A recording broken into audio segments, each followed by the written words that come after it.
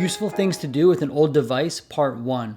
Use your old iPhone as a microphone. You can do this in a few ways. If you have the new OS on Mac, you can plug the iPhone directly into the computer with the cord and it will recognize it as an audio device. If you don't have the new OS and your device is a bit older, you can use something like Epoch Cam to use your old iPhone as a microphone.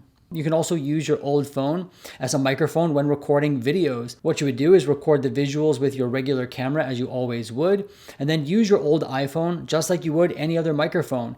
Put it on a tripod, get it as close to your mouth as possible. Just make sure that you right before recording. That way when you bring the video clip and the audio clip into the computer, you can sync it up easily using a program.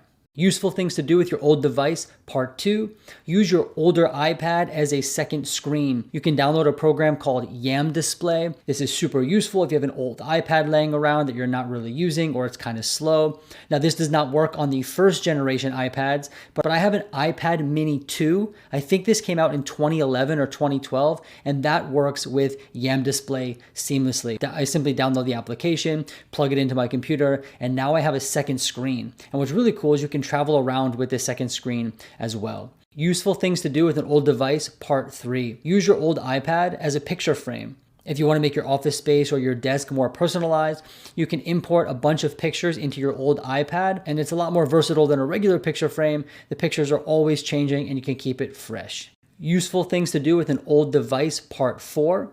Use your old iPhone or old iPad as a clock or a timer that is permanently on your desk or in your office. I went onto the App Store and I found a clock application that I liked. I found one that looked really cool. There's tons of them out there. You can pick one that works for you. Then I made sure the iPhone display was constantly on and the iPhone was constantly plugged in.